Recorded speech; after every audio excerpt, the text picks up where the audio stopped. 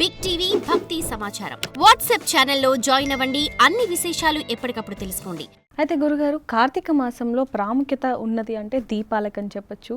అసలు దీపాలు చాలామంది కూడా ఉసిరికాయలతో పెడుతూ ఉంటారు, నిమ్మకాయలతో పెడుతూ ఉంటారు. అసలు దీపం కార్తీక మాసంలో ఏ విధంగా పెట్టాలి అంటారు? ఒక్కొక్క సమస్యకి ఒక్కొక్క దీపం పెట్టుకోవచ్చు. ముఖ్యంగా అందరూ కూడా పెట్టుకోదగినటువంటి దీపారాజన అంటే కనుక ఉసిరి దీపారాజన అనేది కార్తీక మాసంలో ప్రత్యేకత. ఎందుకంటే కనుక ఒకప్పుడు ఇప్పుడైతే పంటలు వేస్తున్నారు, ఒకప్పుడైతే ఉసిరి అనేది అడవిలో కాచేది. ఉప్పు అనేది సముద్రం ఒడ్డున మనకి అది పంట పండిస్తారు. ఆకులేని పంట అంటే ఉప్పే. అది ఏంటంటే సముద్రం ఎక్కడైతే ఉంటుందో అక్కడ ఆ నీటిని మనం మట్టం కట్టేసి ఆ నీటిని మట్టం కట్టి ఆ ఎండిపోయిన తర్వాత రేణులుగా తీసేటువంటి దాన్ని మిషన్ ద్వారా చేసేటువంటిది ఉప్పు. ఉప్పు పంటకి చెట్టు ఉండదు, అది నీళ్ళలోనే పండుతుంది అనమాట ఉప్పుకి. అందుకని మనకేమయ్యేదంటే ఒకప్పుడు అడవిలో కాచినటువంటి ఈ యొక్క ఉసిరి చెట్టుని తీసుకొచ్చేసి మనం చేయడం ద్వారా ఏంటంటే ఆ ఉసిరి ఈ కాలంలో మనం తినడానికి అనుకూలంగా ఉంటుంది. మన బాడీలో హార్మోన్స్ కానివ్వండి లేదా బ్లడ్ సర్క్యులేషన్ కానివ్వండి అవ్వకపోతే ఈ శీతాకాలంలో ఉసిరి చెట్టు తినడం వల్ల మంచిది. కాబట్టి అందుకని వనభోజనాలు కూడా ఉసిరి చెట్టు కింద చేస్తారు. ఉసిరి అనేది ఈ కాలంలో పూస్తూ ఉంటుంది కాబట్టి ఆ కాయలు తినడం ద్వారా మన ఆరోగ్యం బాగుంటుంది. మరొకటి ఏంటంటే ఇక్కడ ఆ ఉసిరి అనేది చాలా పవిత్రమైనది.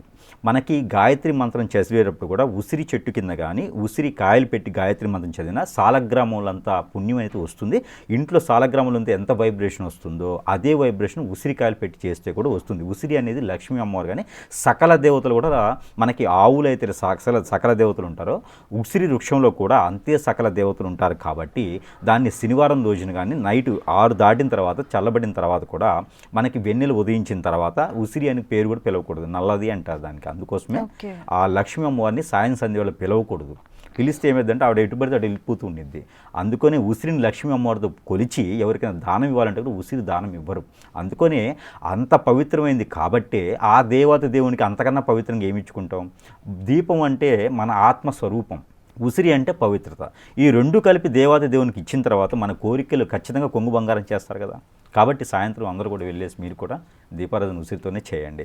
అలానే మనకి ఉసిరి దీపారాధన చేయడం ద్వారా భార్యాభర్తల మధ్యన అన్యోన్యత, పెళ్లి కానటువంటి స్త్రీలు చేస్తే ఖచ్చితంగా త్వరగా పెళ్ళి అయ్యేలాగా, రెండోది మూడోది కాదు మొదటిసారిగా పెళ్లి చేసుకునే వారికి మాత్రం అవుతుంది. అలానే గ్రహదోషాల్లో కుచిదోషం ఉన్నవారైతే కనుక ఉసిరి చెట్టు దీపం చేస్తే అంటే ఉసిరి కాయ మీద దీపం చేస్తే కనుక వారికి ఆ దోషం కూడా కొంతమేర పటాపంచలైపోతుంది. అందుకే ఉసిరి దీపం అనేది అంత పవిత్రత ఉంటుంది. గురుగారు, చాలా మట్టుకు కూడా ఈ దీపారాధన చెట్ల కింద అనేది తెల్లవారుజామున లేకపోతే మధ్యరాత్రి చేస్తే ఇంకా మంచిది అంటూ కూడా కొంతమంది చెప్తూ ఉంటారు. దాంట్లో వాస్తవం ఉంది అంటారు?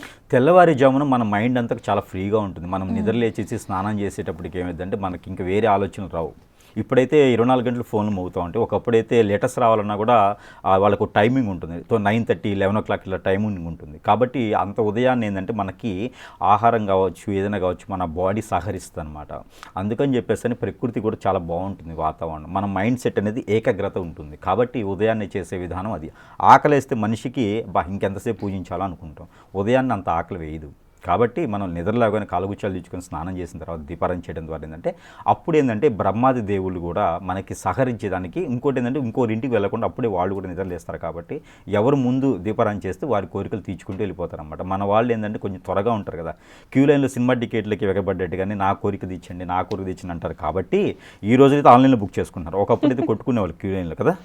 అలానే మన కోరికలు ఇచ్చేందుకు ఉదయాన్నే ఆగలేక ఉదయాన్నే చేసేటువంటి విధానం ఉంటుంది. సాయం సంధ్య వేళ చేస్తే మంచిది. ఎందుకంటే తదాస దేవతలు కూడా ఉంటారు సాయం సంధ్య వేళ, ఉదయం సమయంలో వాళ్ళు ఉండరు. కాబట్టి సాయం సంధ్య వేళ దీపారాధన కార్తీక మాసంలో ప్రత్యేకమైనటువంటి దీపారాధన. గురుగారు, అసలు దీపారాధన ఏ విధంగా చేయాలి, ఎన్ని రకాలు ఉన్నాయంటారు? దీపారాధనలో చాలా రకాలు ఉన్నాయి. మనం అనుకున్నట్టుగా ఉసిరి దీపారాధన అయితే ప్రత్యేకమైనటువంటిది. ఎందుకంటే పెళ్లి కానివారు, ఆర్థిక సమస్యలు ఉన్నవారైతే ఖచ్చితంగా కొంగు బంగారం కావాలంటే ఈ ఉసిరి దీపారాధన చాలా మంచిది. ఉసిరికాయలు దొంగతనం చేయకూడదు, ఉసిరికాయలు చెప్పకుండా తీసుకోకూడదు. ఉసిరికాయని డబ్బులిచ్చి కొనుక్కొని తీసుకొచ్చుకొని దీపారాధన చేసుకోవాలి. ఇది ప్రసిద్ధి. ఈ ఉసిరి దీపారాధన కూడా ఎలా చేయాలంటే ఉసిరికాయలు తీసుకొచ్చుకొని ముందు మన ఇంట్లో పూజ మందిరంలో పూజించుకోవాలి. ఆ ఉసిరికాయలు తీసుకెళ్ళి ఆలయాల్లో దీపారాధన చేయాలి. లేకపోతే ఆ బయటకు ఉన్నటువంటి లక్ష్మీ అమ్మవారు బయటే అక్కడే ఉండిపోతుంది, ఆలయాల్లో ఉండిపోతుంది. మనం ఖాళీ దండం పెట్టుకుని వచ్చేస్తాం చూసుకొని. ఇంట్లోకి వచ్చి ఇంట్లో దీపారాధన చేసుకొని ఇంట్లో పూజించుకొని ఆ ఉసిరికాయలు తీసుకుని వెళ్ళి ఆలయంలో చేస్తే అది ప్రసిద్ధి. మనం అనుకున్నటువంటి దోషాలన్నీ పోతాయి, డబ్బు అనేది కానీ పెళ్ళి అనేది కానీ త్వరగా అవుతుంది, దోషాలన్నీ కూడా పటాపంచలేకపోతాయి. ఇకపోతే నిమ్మ దీపారాజన ఉంటుంది, నిమ్మ తొలల మీదకు అట్లా చేస్తారు దీపారాజన. ఇది దేనికి చేస్తారంటే కనుక మన హార్మోన్స్ ఇంబ్యాలెన్స్ కోసం, ఆరోగ్య సమస్యలు ఏమైనా వస్తే కూడా నిమ్మ దీపారాజన చాలా మంచిది. ఆ నిమ్మ దీపారాజన దిష్టి దోషాలు కూడా తగ్గిస్తూ ఉంటుంది ఒక రకమైనటువంటిదిగా. ఇకపోతే ఉప్పు దీపారాధన చేస్తారు. ఇక ఉప్పు దీపారాధన అంటే మన వల్ల అందరికీ కూడా తెలిసే ఉంటుంది. ఒక అరకిలో సుమారుగా కళ్ళుప్పు తీసుకోవాలి, మన ప్రాంతీయ భాషలో దొడ్డుప్పు అంటారు. ఆ ఉప్పు తీసుకొని మన ఫ్లోర్ మీద పోసుకోవాలి. ఆలయాలైనా ఇంట్లో అయినా చేసుకోవచ్చు. దానిపైన ఒక ఫ్లోర్ మీద ఒక అరకిలో ఉప్పు పోసుకొని దానిపైన ఒక పిడత పెట్టుకోవాలి మట్టిది. దానిపైన కూడా ఉప్పు పోయాలి ఒక 1/4 కిలో సుమారుగా. దానిపైన పిడత పెట్టి 2 ఒత్తులు లేదా 4 ఒత్తులు వేసి ఆవు నెయ్యితో కానీ లేదా నువ్వుల నూనెతో కొబ్బరి నూనెతో అయినా దీపారాధన చేసుకోవచ్చు. అది కొండెక్కిన తర్వాత ఈ ఉప్పు మొదటిగా పోసినటువంటి ఉప్పు ఏదైతే ఉందో ఫ్లోర్ మీద, అదేమో పంట పొలాలకి మన ఇంటికి ఏదైనా దిష్టి దోషం ఉన్నా, ఏదైనా నెగిటివిటీ ఉన్నా, పిల్లల్లో నెగిటివిటీ ఉన్నా కూడా అది దిష్టి తీసి పడేయడానికి పనికి వస్తుంది ఆ ఉప్పు అయితే కనుక. ఇక రెండో దానికి ఉంది కదా, అది లక్ష్మితో సమానం. ఆ ఉప్పు తీసుకుని వెళ్ళేసి ఆగ్నేయ మూలలో మనం కిచెన్ ఉంటుంది కదా, కిచెన్ ఆగ్నేయ స్టవ్ ఉంటుంది. ఆ స్టవ్ పక్కన మనం స్టవ్ వైపు నిలబడితే రైట్ హ్యాండ్ సైడ్ ఆ సైడ్న గాజు సీసా లేదా గాజు బౌల్ ఒకటి తీసుకొని దాంట్లో పోసి ప్రతి వారం లేదా 15 రోజులకు ఒకసారి నిమ్మకాయ మార్చినట్టయితే కనుక ఆర్థిక సమస్యలే కాదు, ఇంట్లోకి నెగిటివిటీ కూడా రాదు, ఎవరి శత్రువు ఎవరి మిత్రుడు అని తెలుస్తుంది, అన్ని రకాల ఇబ్బందులు తొలగిపోయేదానికి ఉంటుంది. అది కూడా ఈ కార్తీక మాసంలో చేస్తే చాలా ప్రాసిద్ధి ఉంటుంది. అలానే ఇకపోతే మనకి మామూలుగా మట్టి దీపాలు చేసుకోవచ్చు, పంచలోకాల దీపాలు చేసుకోవచ్చు, రాగి, ఇత్తడి, అలానే వెండితో కూడినటువంటి ప్రమిదల మీద కూడా దీపారాధన చేసుకోవచ్చు. అలానే మనకి ఆర్థిక సమస్యలు కాకుండా చర్మవ్యాధులు కానివ్వండి, నవగ్రహ దోషాలు ఉన్నవారు అయితే కనుక నువ్వుల నూనెతో 5 ఒత్తులేసి దీపారాధన చేస్తే మంచిది. ఇది ఆలయాల్లో చేసుకోవచ్చు, మన ఇంట్లో కూడా చేసుకోవచ్చు. ఇక కొండ ఎక్కేదానికైతే ఇంక మనం ఏం చేయలేము. ఇంకా ఎవరైనా సాధన చేయాలనుకుంటే అఖండ దీపం చేయాలి, 24 గంటలు వెలుగుతూనే ఉండాలి దానికి. అది అఖండ దీపం అంటారు, ఒకే ఒత్తి చేసి చేయాలి.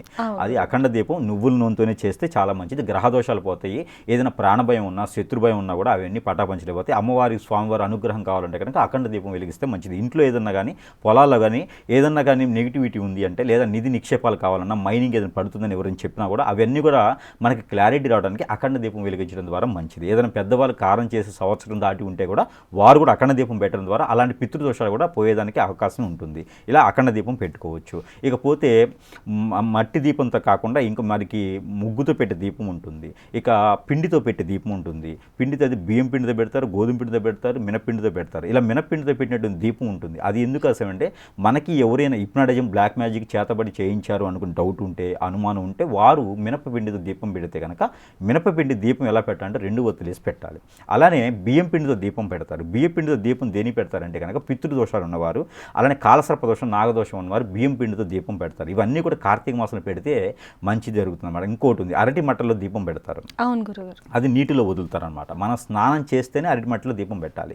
ఇవన్నీ కూడా ఎలా అయినా పెట్టవచ్చు, ఉదయాన్నే స్నానం చేసి సాయంత్రమే పెట్టవచ్చు. కానీ అరటి మట్టలో పెట్టేటువంటి దీపారాధన ప్రత్యేకత ఏంటంటే కనుక భార్యాభర్తల మధ్యన దాంపత్య జీవితం బాగుండడానికి, అలానే మా భర్త బాగుండాలి, భార్య బాగుండాలి అనుకునేవారు, ఇరువైపులు ఎవరైనా అనుకున్న వారైతే కనుక ఖచ్చితంగా భార్యాభర్తలు కలిసి చేసేటువంటి దీపారాధన ఈ యొక్క పిల్లలు బాగుండాలి, మా కుటుంబం బాగుండాలి, 7 తరాల వరకు కూడా బాగుండాలి, ఉమ్మడి కుటుంబంగా ఉండాలి, ఎలాంటి చెడు శక్తులు, చెడు కళ్ళు మన మీద పడకూడదు అనే చెప్పేటువంటి కోరికున్నవారు, ఆశ ఉన్నవారైతే కనుక వీరు అరటి మట్టలో మట్టి పరిమితిలో 2 ఒత్తులేసి ఏ నూనెను వేసి దీపారాధన చేయవచ్చు. అది వదలాలి, అలానే పెట్టకూడదు.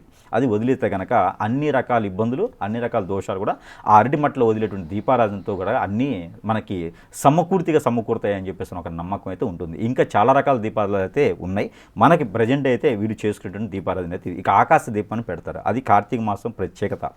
ఆకాశ దీపం దేనికి పెడతారంటే, నా కోరికలు ఏం అవసరం లేదు భగవంతుడా, నాకు ఏం కావాలో నువ్వే చూడాలి, నా కోరికలు ఏం కాదు, నాకు పలాంటి కావాలి, పలాని చూడాలని చెప్పి నేను అనుకోను, నాకు ఏం కావాలనుకుంటావు నువ్వే చూడు, నా ఆత్మస్వరూపంగా నీకు సమర్పిస్తున్నాను అని చెప్పేసి ఆకాశ దీపం అనేది చంద్రుడు సాక్షిగా పెడతారు. అంతేగాని ఒకళ్ళు అమ్మవారికనో స్వామివారికనో కాదు, చంద్రుని సాక్షిగా పెట్టేటువంటి దీపమే కార్తీక దీపం.